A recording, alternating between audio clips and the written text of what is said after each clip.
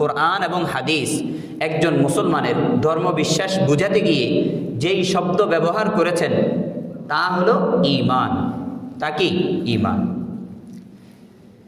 আর ঈমান বোঝানোর জন্য হিজরি ২য় শতকে গিয়ে, হিজরি ২য় শতক অর্থাৎ ১০০ বছর পর, হিজরি সন আবিষ্কারের ১০০ বছর পর ২য় শতক যখন আসলো, তখন আমাদের তাবেঈন এবং তাবেঈ তাবেঈন ও আইম্মায়ে মুজতাহিদিন থেকে নিয়ে অনেক বড় বড় সালাফ যারা আমাদের রয়েছেন, যাদের ব্যাপারে নবী করিম সাল্লাল্লাহু আলাইহি ওয়াসাল্লাম বলেছেন খায়রুল কুরুনি করনি সুম্মাল্লাযীনা ইয়ালুনাহুম সুম্মাল্লাযীনা ইয়ালুনাহুম, যোগ হচ্ছে উত্তম যোগ সাহাবা, তারপরের যোগ তাবেঈ, তারপরের যোগ তাবেঈ তাবেঈন। তো এই তাবেঈন এবং তাবেঈ তাবেঈনের জামানায় গিয়ে ঈমানকে বোঝানোর জন্য বিভিন্ন শব্দের প্রচলন ঘটে। আকীদা, ইতিকাদ, আরও বিভিন্ন ধরনের শব্দ তখন থেকে প্রচলিত হয়। এর মধ্যে সর্বাধিক প্রসিদ্ধি লাভ করে আকীদা শব্দ। কি শব্দ? আকীদা। অর্থাৎ ঈমান বোঝানোর জন্য সালাফের জামানায় বিভিন্ন যেই সমস্ত বিষয়গুলো প্রসিদ্ধি লাভ করে তার মধ্যে আকীদা শব্দটি সবচেয়ে বেশি প্রসিদ্ধ ছিল, এবং এই আকীদা শব্দের উপর ভিত্তি করে পরবর্তীতে বিভিন্ন কিতাবাদি লেখা হয়েছে, বিভিন্ন কিতাবাদি লেখা হয়েছে। তো এই আকীদা কি জিনিস?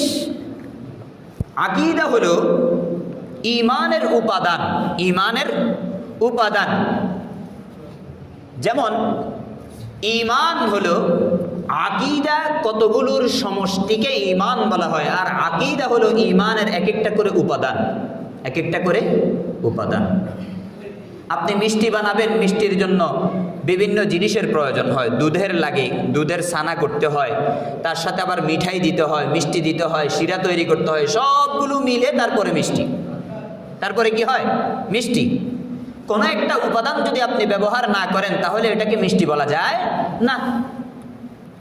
জরুরি উপাদান যেগুলো রয়েছে সেগুলোর মধ্যে কোনো একটি যদি অনুপস্থিত থাকে তাহলে সেটা আর মিষ্টি হতে পারে না।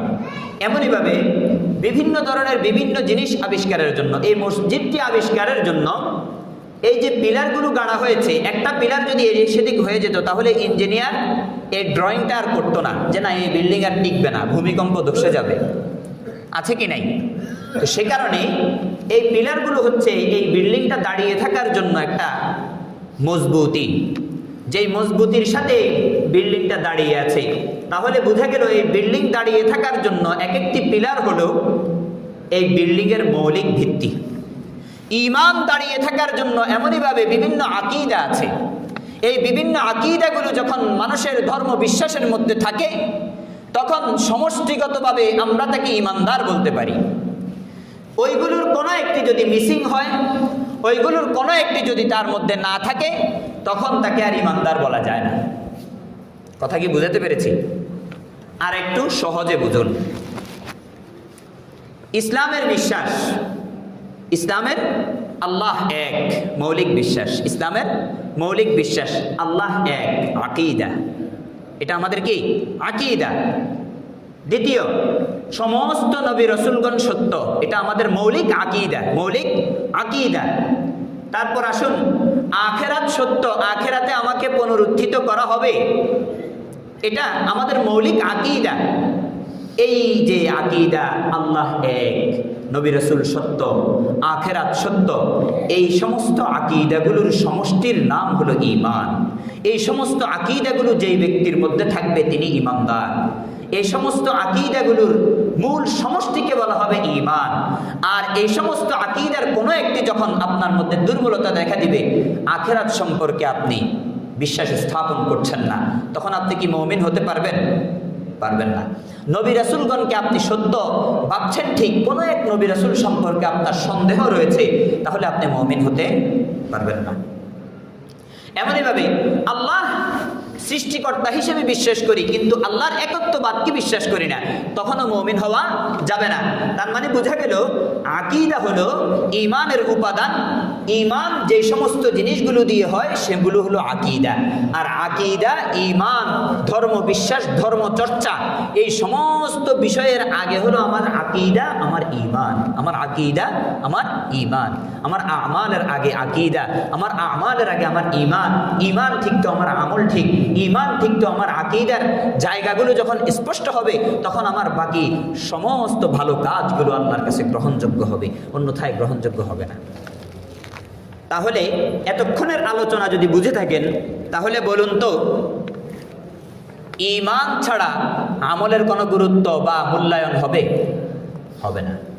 ঈমান ছাড়া আমলের কোনো গুরুত্ব হবে না।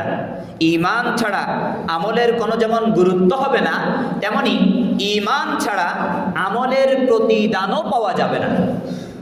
বলবে আল্লাহ, আমি তো এটা করেছি, ওটা করেছি, এমন এমন হাজার হাজার ঘুরি ঘুরি কাজ দেখাবে, এগুলো তো করেছি। বলে তুমি তো আমার একত্ববাদে বিশ্বাসী ছিলে না, এই কারণে আজকে তোমার এই ভালো কাজগুলোর কোনো মূল্য নেই, তুমি জাহান্নামে চলে যাও, তোমার হিসাবও আমি নিব না। তো কি বুঝাতে পেরেছি? ঈমান এত গুরুত্বপূর্ণ, ঈমান এত গুরুত্বপূর্ণ। দলিল যে ঈমান ছাড়া আমলের কোনো গুরুত্ব নেই, আমলের কোনো প্রতিদান হয় না। ঈমান হলো আমল কবুল হওয়ার জন্য, ঈমান হলো আমলের প্রতিদান পাওয়ার জন্য প্রথম শর্ত।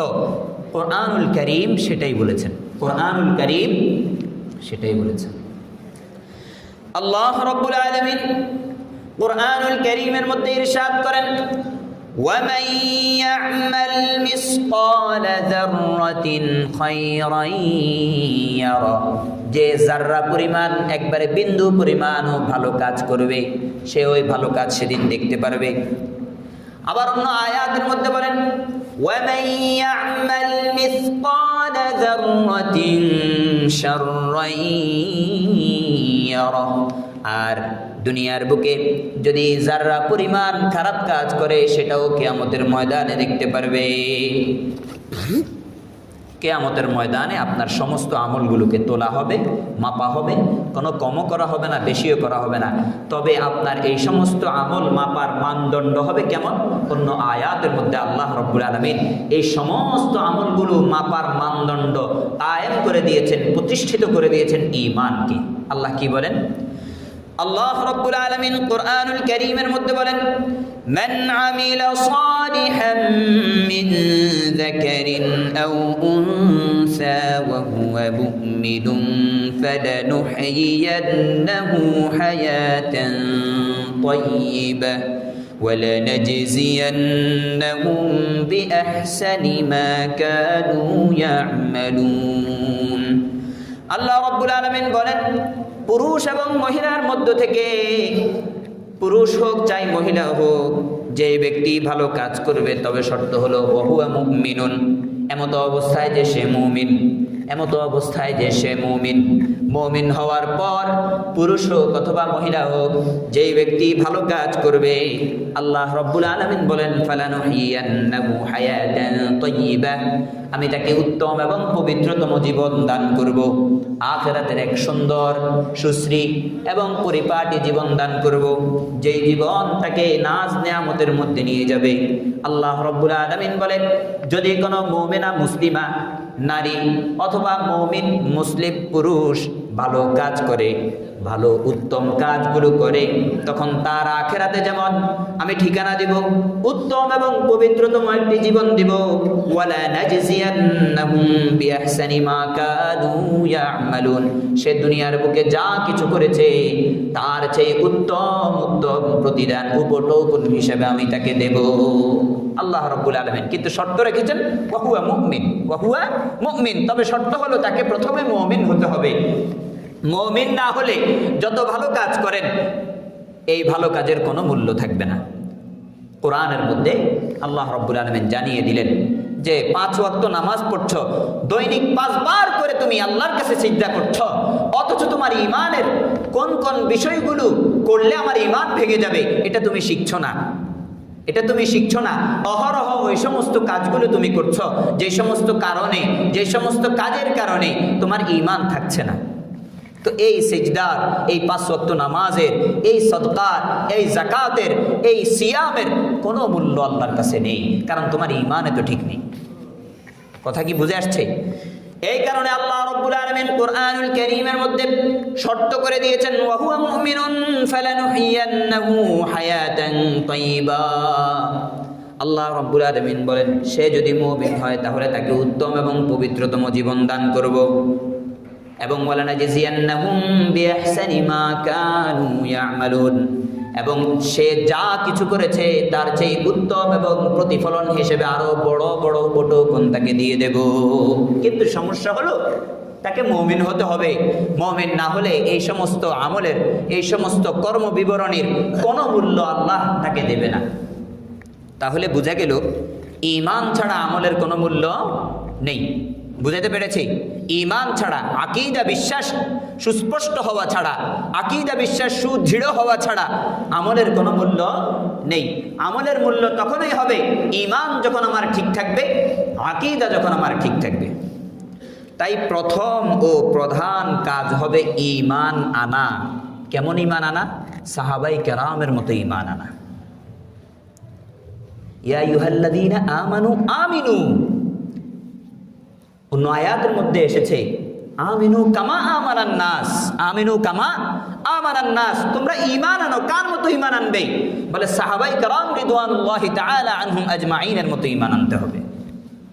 ঈমান কেমন আনবো? কি কি জিনিসের উপর বিশ্বাস স্থাপন করলে ঈমান থাকবে, কি কি জিনিসকে অবিশ্বাস করলে ঈমান থাকবে না, এই সমস্ত বিষয়গুলোর মানদণ্ড তো আল্লাহ রাসূল সাল্লাল্লাহু আলাইহি ওয়াসাল্লাম, সাহাবায়ে কেরাম রিদওয়ানুল্লাহি তাআলা আনহুম আজমাইন, সাহাবা কিসের উপর ঈমান এনেছে, সাহাবায়ে কেরামের সুদৃঢ় বদ্ধমূল পরিকরের বিশ্বাস কেমন ছিল, এই জিনিসটা আমাকে ক্লিয়ার হতে হবে, এই জিনিসটা জানতে হবে, তাদের মতো ঈমান আনার চেষ্টা করতে হবে। কথা বুঝতে পেরেছি? ঈমান ছাড়া যেহেতু আমলের কোনো মূল্য নেই, সুতরাং প্রথম ও প্রধান কাজ হবে ঈমান আনার মতো আনা, যেমন সাহাবায়ে কেরাম ঈমান এনেছেন। রাসূলুল্লাহ সাল্লাল্লাহু আলাইহি ওয়াসাল্লামের লক্ষ লক্ষ হাদিসের মধ্য থেকে একটি হাদিসের টুকরা, عن ابن عباس رضي الله تعالى عنهما أن النبي صلى الله عليه وسلم بعث معاذا إلى اليمن। নবী করিম সাল্লাল্লাহু আলাইহি ওয়াসাল্লামের সাহাবী হযরত আব্দুল্লাহ ইবনে আব্বাস রাদিয়াল্লাহু তাআলা আনহুমা, তিনি বলেন নবী আলাইহিস সালাতু ওয়াস সালাম তার প্রিয় সাহাবী হযরত মুআজ ইবনে জাবাল, উনাকে ইয়ামান দেশে প্রেরণ করলেন। কোথায়? ইয়ামান দেশে প্রেরণ করলেন। বুঝাচ্ছে কি যে প্রথম ও প্রধান কাজ হবে ঈমান আনা। প্রথম ও প্রধান কাজ হবে কি? ঈমান আনা। হ্যাঁ, যেমন নবী আলাইহিস সালাতু ওয়াস সালাম যখন হযরতে মুআজ ইবনে জাবাল রাদিয়াল্লাহু তাআলা আনহুকে ইয়ামানে প্রেরণ করলেন গভর্নর হিসেবে মানুষদেরকে পরিচালনার জন্য, তারপর ফাকালা উদউহুম ইলা শাহাদাতি আল্লা ইলাহা ইল্লাল্লাহ। নবী করিম সাল্লাল্লাহু আলাইহি ওয়াসাল্লাম ইয়ামানের ওই গভর্নর হযরত মুআজ ইবনে জাবালকে ডেকে বলে, ও মুআজ, তুমি যখন সেখানে যাবে সর্বপ্রথম তুমি দাওয়াত দিবে, বলে তোমরা সাক্ষ্য প্রদান করো আল্লাহ ইলাহা ইল্লাল্লাহ, আল্লাহ ছাড়া কোনো ইলাহ নেই। ইলাহ আছে তো আল্লাহ আছে, ইলাহ নেই তো কিছুই নেই। ইলাহ একমাত্র আল্লাহই ইলাহ, আল্লাহ তাআলাই মাবুদ, আল্লাহ তাআলাই মাসজুদ। সিজদা করবা তো তারই করতে হবে, পূজা করবা তো তারই করতে হবে, ইবাদত করতে হবে তো তারই করতে হবে, অন্য কারো ইবাদত করা যাবে না। নবী করিম সাল্লাল্লাহু আলাইহি ওয়াসাল্লাম হযরত মুআজকে বলে, তুমি প্রথমে এবং সর্বপ্রথম তাদেরকে দাওয়াত দিবে আল্লাহকে একক বলে সাক্ষ্য দেওয়ার জন্য, এবং বলবে আন্না মুহাম্মাদুর রাসূলুল্লাহ, বলবে যে মুহাম্মাদুর রাসূলুল্লাহ সাল্লাল্লাহু আলাইহি ওয়াসাল্লাম আল্লাহ তাআলার প্রেরিত রাসূল, এই কথাটা বিশ্বাস করতেন। তাহলে বোঝা গেল হুজুর আকরাম সাল্লাল্লাহু আলাইহি ওয়াসাল্লাম হযরত মুআজ ইবনে জাবাল রাদিয়াল্লাহু তাআলা আনহুকে যখন পাঠিয়েছিলেন ইয়ামান দেশে, তখন সর্বপ্রথম যেই দাওয়াত প্রদানের কথা বলেছেন, সর্বপ্রথম যেই কথাটা তাদেরকে শেখানোর জন্য বলেছেন, সেটা হলো ঈমান, শাহাদাতু আল্লা ইলাহা ইল্লাল্লাহ ওয়া আন্না মুহাম্মাদার রাসূলুল্লাহ। সর্বপ্রথম ঈমান শেখানোর জন্য বলেছেন কাকে? হযরত মুআজকে। হুজুর আকরাম সাল্লাল্লাহু আলাইহি ওয়াসাল্লাম এই হাদিসের মধ্যে বলেন, ফাইনহুম আতাউ লিযালিক, বলে, ও মুআজ, যদি তারা তোমার এই ঈমানের দাওয়াত বিশ্বাস করে নেয়, যদি তারা তোমার এই ঈমানের বিষয়টিকে বিশ্বাস করে নেয়, এই কথার উপর ঈমান নিয়ে এসে যে আল্লাহ ছাড়া কোনো মাবুদ নেই, মাসজুদ নেই, এবং মুহাম্মাদুর রাসূলুল্লাহ সাল্লাল্লাহু আলাইহি সাল্লাম আল্লাহ পাকের নবী এবং রাসূল, এই কথাটা যখন তারা বিশ্বাস করে নিবে, ফাআলিমহুম আন্নাল্লাহা ক্বাদ ইফতারাদা আলাইহিম খামসা সালাওয়াত, তারপর তুমি তাদেরকে শিক্ষা দাও যে তোমাদের উপর আল্লাহ রাব্বুল আলামিন 5 ওয়াক্ত নামাজকে ফরজ করেছেন। সর্বপ্রথম ঈমান, তারপর 5 ওয়াক্ত নামাজের কথা এনেছেন। বলে মুআজ, যখন তারা মেনে নিবে যে আল্লাহ ছাড়া কোনো মাবুদ নেই, মুহাম্মাদুর রাসূলুল্লাহ আল্লাহ পাকের নবী ও রাসূল সাল্লাল্লাহু আলাইহি ওয়াসাল্লাম, এই কথা মানার পর তুমি তাদেরকে শিক্ষা দেবে যে 5 ওয়াক্ত নামাজ তোমাদের উপর আল্লাহ রাব্বুল আলামিন তোমাদের উপর ফরজ করেছেন। তাহলে বোঝা গেল, আমরা মনে করি নামাজই মানি আমার সব দায়িত্ব চলে গেছে, সব দায়িত্ব শেষ, আমি জাহান্নাম থেকে মুক্তি তো এমনিই পাবো, জান্নাতের ফ্রি টিকিট পেয়ে গেলাম, এমন নাকি ঈমানের বিষয় আছে। ঈমান ঠিক তো তারপরে নামাজ। হযরত মুআজ ইবনে জাবালকে হুজুর আকরাম সাল্লাল্লাহু আলাইহি সাল্লাম এই কারণে সর্বপ্রথম শিক্ষা দিতে বলেছেন ঈমান। কি শিক্ষা দিতে বলেছেন? ঈমান। আকীদা শিক্ষা দিতে বলেছেন, ঈমান শিক্ষা দিতে বলেছেন। সুবহানাল্লাহ। অন্য এক হাদিসের মধ্যে নবী করিম সাল্লাল্লাহু আলাইহি ওয়াসাল্লাম বলেন, বুনিয়াল ইসলামু আলা খামসিন শাহাদাতি আল্লা ইলাহা ইল্লাল্লাহ ওয়া আন্না মুহাম্মাদার রাসূলুল্লাহ ওয়া ইকামিস সালাতি ওয়া ইতাইজ যাকাতি ওয়াল হজ্জি ওয়া সাওমি রমাদান। নবী পাক সাল্লাল্লাহু আলাইহি ওয়াসাল্লাম বলেন, ইসলামের যেই ভিত্তি, ইসলাম নামক যেই ছাদ অথবা যেই সুন্দর বিনির্মিত একটা জান্নাত রয়েছে, এই জান্নাত, ইসলামের জান্নাত, ইসলামের আল্লাহ, ইসলামের নবী, এই সমস্ত কিছুর মহাব্বত যদি পেতে হয়, নবীর মহাব্বত যদি পেতে হয়, মুসলিম হতে হবে। আল্লাহর মহাব্বত পেতে হলে মুসলিম হতে হবে, জান্নাত পেতে হলে মুসলিম হতে হবে। আর এই যে মুসলিম যে ব্যক্তি হবে, তার সমস্ত কিছু 5টা জিনিসের উপর নিবদ্ধ থাকবে। 1 নম্বর হলো শাহাদাতু আল্লা ইলাহা ইল্লাল্লাহ ওয়া আন্না মুহাম্মাদার রাসূলুল্লাহ। ওই 5টা জিনিস, নামাজ, রোজা, হজ, যাকাত, এগুলোর সাথে যখন নবী করিম সাল্লাল্লাহু আলাইহি ওয়াসাল্লাম বলছেন, বলে ইসলামের ভিত্তি হলো 5টি, সেখানেও নবী আলাইহিস সালাতু ওয়াস সালাম বলতেছে লা ইলাহা ইল্লাল্লাহ মুহাম্মাদুর রাসূলুল্লাহ সবার আগে, ঈমান সবার আগে, ঈমান সবার আগে, তারপর নামাজ, তারপর হজ, যাকাত, নামাজ, রোজা, বিভিন্ন বিষয়। কথা কি বুঝাতে পেরেছি? তাহলে বোঝা গেল আমাদের প্রথম ও প্রধান কাজ হবে ঈমান শিক্ষা করা। প্রথম ও প্রধান কাজ হবে কি? ঈমান শিক্ষা করা। তারপর আসুন, ঈমান শিক্ষা করা, ঈমান আকীদা, এটাকে ঠিক করা, এটা কি হালকা ফালকা জিনিস নাকি ফরজ জিনিস? ফরজ। কি? ঈমান ঠিক করা এটা একটা ফরজ বিধান। ঈমান সহি করা, ঈমানকে সমস্ত রকমের বক্রতা, বিকৃতি, সমস্ত ধরনের সুজুজ, সমস্ত ধরনের অপ্রতুলতা, সব কিছু থেকে বাঁচানো, এটা হলো ফরজ ইবাদত। ফরজ ইবাদত। কেমন ফরজ? নামাজ শিক্ষার চেয়ে অধিক গুরুত্বপূর্ণ ফরজ, রোজা শিখার চেয়েও অধিক গুরুত্বপূর্ণ ফরজ। আল্লাহু আকবার। তাহলে বোঝা গেল নামাজ শিক্ষা করা ফরজ না? ফরজ না? ফরজ।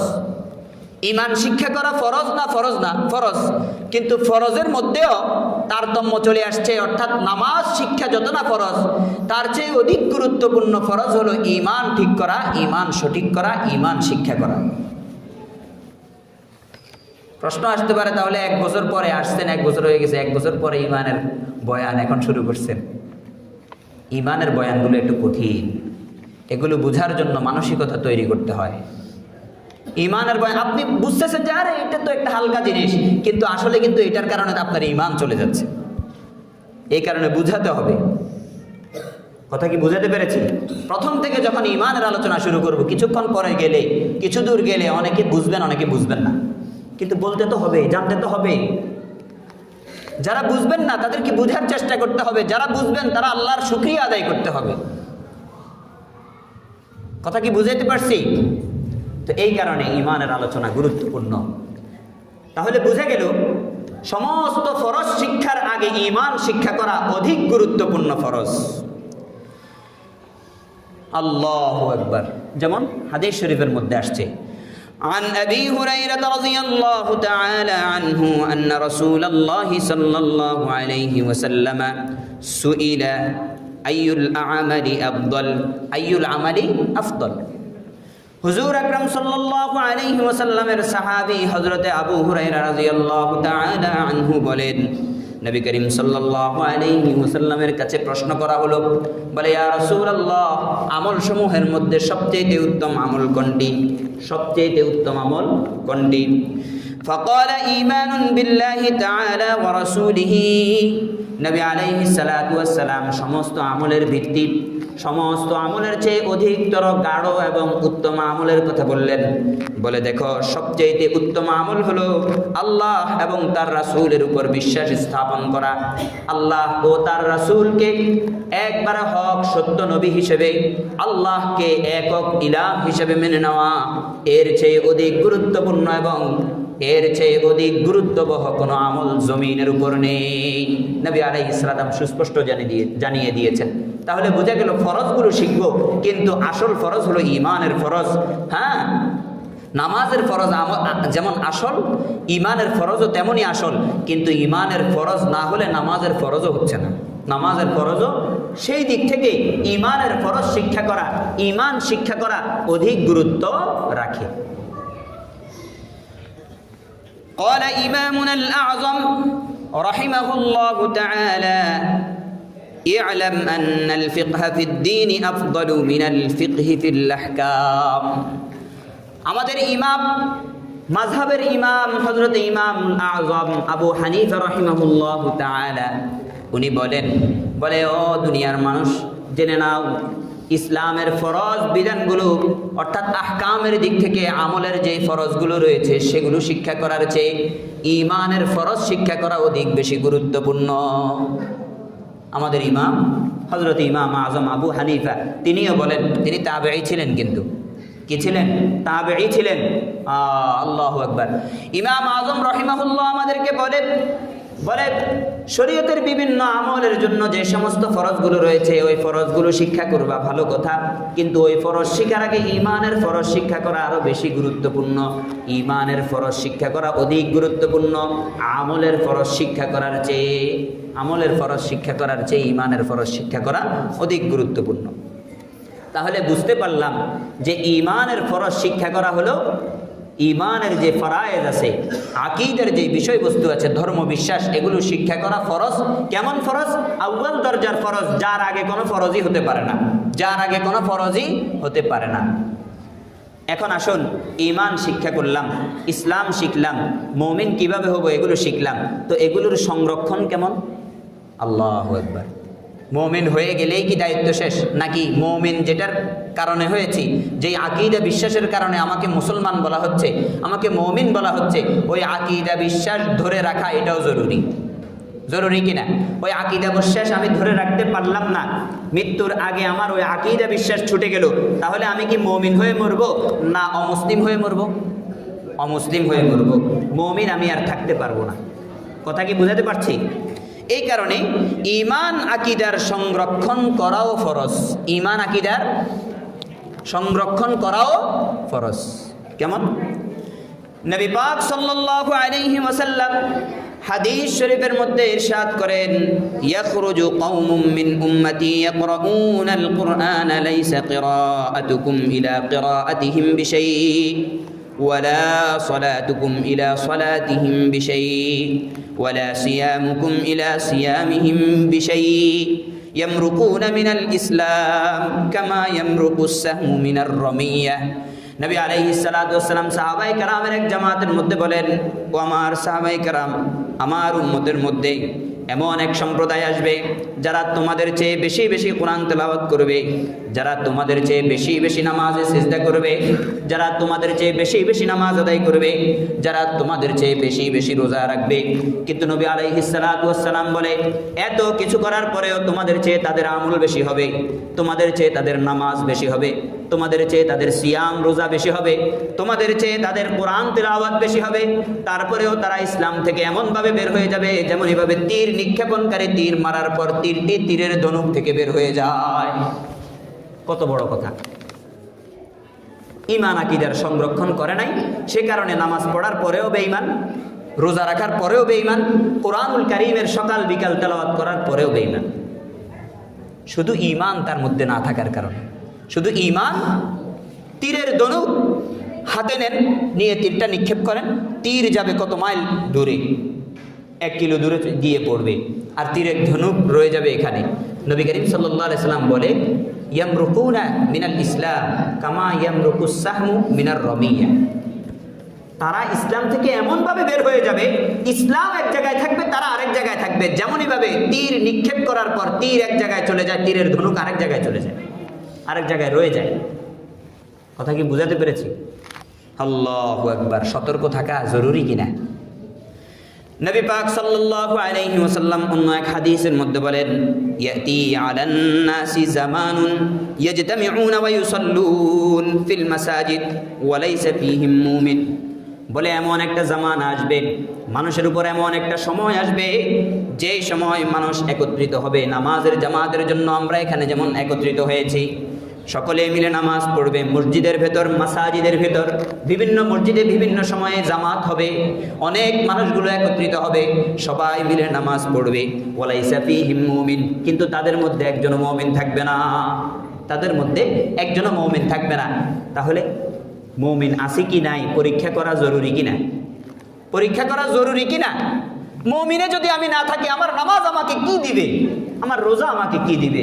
ও আমার মুসলমান ভাইয়েরা, আমার মুরব্বী বাবারা, আমার যুবক ভাইয়েরা, আল্লাহ রাব্বুল আলামিন ঈমানকে সবার আগে ভিত্তি করেছে। কয় তোমার আখিরাতে বিশ্বাস আছে, আল্লাহ একক বিশ্বাস আছে, নবী রাসূল সত্য বিশ্বাস আছে, আরো বিভিন্ন আকীদার বিষয়গুলো ঠিক আছে, তারপর তুমি আমল কম করলেও আল্লাহর কাছে যেতে পারবা। আমল কম করলেও আল্লাহর কাছে যেতে পারবা। তবে এইসব জায়গায় ঘাবলা আছে, এরপর আল্লাহর কাছে যাওয়ার আশা করো কিভাবে তুমি? নবী পাক সাল্লাল্লাহু আলাইহি ওয়াসাল্লাম অন্য এক হাদিসের মধ্যে বলেন, ইউসবিহুর রাজুলু মুমিনান ওয়া ইউমসি কাফিরান আও ইউমসি মুমিনান ওয়া ইউসবিহু কাফিরান ইয়াবিউ দীনাহু বিআরাদিন মিনাদ দুনিয়া। আল্লাহ রাসূল সাল্লাল্লাহু আলাইহি ওয়াসাল্লাম হাদিস শরীফের মধ্যে বলেন, একজন মানুষের অবস্থা তখন এমন হবে, ওই মানুষটা সকালবেলা মুমিন থাকবে, দুপুরবেলা কাজ করবে, বিকেলে কাজ করবে, সন্ধ্যাবেলায় ঈমান বিক্রি করে দিয়ে চলে আসবে, সন্ধ্যাবেলায় আর তার কাছে ঈমান থাকবে না। বলে মানুষটা এমন হবে, ইয়ামসি মুমিনান ইউমসি মুমিনান, বলে সন্ধ্যা করবে সে মুমিন অবস্থায়, রাতে এমন কিছু অকর্ম কুকর্ম করবে যে অকর্ম কুকর্মের কারণে তার ঈমান নেই, সকাল করবে সে বেঈমান অবস্থায়। রাসূলুল্লাহ সাল্লাল্লাহু আলাইহি ওয়াসাল্লাম বলেন, ইয়াবিউ দীনাহু বিআরাদিন মিনাদ দুনিয়া, সে তার দ্বীনকে অর্থাৎ তার ঈমানকে সে দুনিয়ার অল্প কিছু লোভ লালসার বিনিময়ে বিক্রি করে দিয়ে চলে আসবে, বুঝবেও না। নিছক স্বার্থের কারণে সে তার ঈমানকে বিক্রয় করে দিবে, নিছক স্বার্থের কারণে সে তার ঈমানকে বিক্রয় করে দিবে, মুমিন থাকতে পারবে না। আরে চিন্তা করুন, সন্ধ্যাবেলায় যদি সে মুমিন হয়, রাতের কাজের কারণে সে সকালবেলা যদি মুমিন না থাকে, বেঈমান হয়ে যায়, ওই অবস্থা তার মৃত্যু হলে তার নামাজ কি হবে, তার রোজার কি হবে, তার ভালো কাজের কি হবে, তার সাদাকার কি হবে? কিছুই কোনো কাজে আসবে না, কিছুই কোনো কাজে আসবে না, কিছুই কোনো কাজে আসবে না। নবী পাক সাল্লাল্লাহু আলাইহি ওয়াসাল্লাম এই কারণে আমাদেরকে শিক্ষা দিয়েছেন, খবরদার খবরদার ঈমানের সংরক্ষণ করাও ফরজ। ঈমান এনেছ, বিশ্বাস স্থাপন করেছ, সব কিছুর পর আবার এগুলোকে সংরক্ষণ করা অতীব জরুরি। তারপর আল্লাহ রাসূল সাল্লাল্লাহু আলাইহি ওয়াসাল্লাম আমলের জন্য প্রথম শর্ত রেখেছেন ঈমানকে। এখন কথা হলো, ঈমান ছাড়া আমলের কোনো মূল্য নাই, বুঝতে পারলাম, কিন্তু আমল ছাড়া ঈমানের মূল্য আছে কিনা সেটাও তো বোঝা দরকার। বলে হ্যাঁ হ্যাঁ আছে। যদি কোনো ব্যক্তি কোনো আমল না করে, শুধু ঈমানের উপর অটল থাকে, তার বিশ্বাসগুলো সহি শুদ্ধ থাকে, তাহলেও আল্লাহ রাব্বুল আলামিন কোনো না কোনো এক সময় তাকে জান্নাত দেবেন, জাহান্নামের আগুন থেকে তাকে মুক্তি দেবেন। কিন্তু আমল ঘুরি ঘুরি, ঈমান ঠিক নাই, জাহান্নামের আগুন থেকে মুক্তি পাওয়ার কোনো সুযোগ নেই। কেমন? নবী পাক সাল্লাল্লাহু আলাইহি ওয়াসাল্লাম হাদিস শরীফের মধ্যে বলেন, ইয়াদখুলু আহলুল জান্নাতিল জান্নাহ ওয়া আহলুন নারিন নার, সুম্মা ইয়াকুলুল্লাহু তাআলা আখরিজু মান কানা ফি কলবিহি মিসকালু হাববাতিন মিন খারদালিন মিন ঈমান ফায়ুখরিজুনা মিনহা ক্বাদ ইসওয়াদ্দু ফায়ুলকাউনা ফি নাহরিল হায়াত ফায়ামবুতুনা কামা তামবুতুল জান্নাহ তামবুতুল হাব্বা ফায়ামবুতুনা কামা তামবুতুল হাব্বাতু ফি জানিবিস সাইলি আলাম তারা আন্নাহা তাখরুজু সাফরা মুলতাওয়াতান। নবী পাক সাল্লাল্লাহু আলাইহি ওয়াসাল্লাম জান্নাতীরা বলেন যে জান্নাতীরা জান্নাতে চলে যাবে, জাহান্নামীরা জাহান্নামে চলে যাবে। এমত অবস্থায় আল্লাহ রাব্বুল আলামিন ফেরেশতাদেরকে ডেকে বলবে, ও আমার ফেরেশতারা, বলে মান কানা ফি কলবিহি মিসকালু হাববাতিন মিন খারদালিন মিনাল ঈমান, বলে যার অন্তরে শস্য দানা পরিমাণও ঈমান রয়েছে, বলে তাকেও বের করে নিয়ে আসো। তাকে তো জাহান্নামে দিয়ে দিয়েছি, বলে তাকে বের করে নিয়ে আসো। ফায়ুখরাজুন, তাদেরকে বের করা হবে মিনহা জাহান্নাম থেকে। ক্বাদ ইসওয়াদ্দু, এমন অবস্থায় বের করা হবে তারা জ্বলে পুড়ে আঙ্গার হয়ে গেছে, কয়লার টুকরার মতো হয়ে গেছে। আল্লাহ রাব্বুল আলামিন ওই যে অন্তরের মধ্যে যাররা পরিমাণ ঈমান থাকার কারণে তাদেরকে বের করার কথা বলবেন। তারপর তাদেরকে ফায়ুলকাউনা ফি নাহরিল হায়াত, তাদেরকে নাহরুল হায়াত নামক একটি নদীর মধ্যে নিক্ষেপ করা হবে, যেখানে তাদেরকে পুনর্জীবন দান করা হবে। কেমন জীবন? ওই জীবন হবে জান্নাতি জীবন, ওই জীবন হবে সোনালী জীবন। নবী পাক সাল্লাল্লাহু আলাইহি সাল্লাম বলেন, ওই নদীর মধ্যে তাদেরকে যখন নিক্ষেপ করা হবে তারা সতেজ হয়ে উঠবে, ওই কয়লার খণ্ড আর থাকবে না, তারা সতেজ হয়ে উঠবে। কেমন সতেজ হয়ে উঠে? বলে নদীর পাড়ে যেমন ওই যে শস্যের বীজ এবং বিভিন্ন ধরনের ঘাসের বীজ সতেজ শ্যামল হয়ে উঠে, এমনভাবে তারা সতেজ শ্যামল হয়ে উঠবে। নবী পাক সাল্লাল্লাহু আলাইহি ওয়াসাল্লাম বলেন অন্য এক হাদিসের মধ্যে, ক্বালা সাল্লাল্লাহু আলাইহি ওয়াসাল্লাম ফায়াখরুজুনা কাল্লুলুই ফি রিকাবিহিমুল খাওয়াতিম, বলে তারা মুক্তার দানার মতো ঝকঝকে তকতকে হয়ে সেখান থেকে বের হয়ে আসবে। তাদের গ্রীবানের মধ্যে, তাদের গর্দানের মধ্যে মোহর মারা থাকবে। জান্নাতীরা তাদেরকে দেখেই চিনে ফেলবে যে এরা হলো উতাকাউল্লাহ, আল্লাহ যাদেরকে বিশেষ ক্ষমার ঘোষণা করেছে, যাদের কোনো আমল নেই, যাদের সব কাজ খারাপ, যাদের সব কিছু খারাপ, শুধুমাত্র ঈমানের কারণে আজকে মুক্তি পেয়ে গেছে, শুধুমাত্র ঈমানের কারণে আজকে তারা জান্নাত পাচ্ছে। তাদেরকে দেখলেই বোঝা যাবে। ও আমার প্রিয় মুসলিয়ান, আল্লাহ রাব্বুল আলামিন আমাদেরকে এই সমস্ত বিষয়গুলো জেনে বুঝে আমল করার তৌফিক দান করুন। ঈমান এই কারণে শেখা জরুরি। ঈমান নাই তো কিচ্ছু নেই, ঈমান ছাড়া আমলের কোনো মূল্য নেই। তবে আমল ছাড়া ঈমানের মূল্য আছে, হাদিসের দ্বারা বোঝা যায়। আমল ছাড়া ঈমানের মূল্য আছে, হাদিসের দ্বারা বোঝা যায়। আল্লাহ রাব্বুল আলামিন আমাদের সবাইকে সুন্দরভাবে বুঝে শুনে ঈমানের রোকন আরকানগুলোকে শিক্ষা এবং সেগুলো সংরক্ষণ করার তৌফিক দান করুন। ওমা তৌফিকি ইল্লা বিল্লাহ।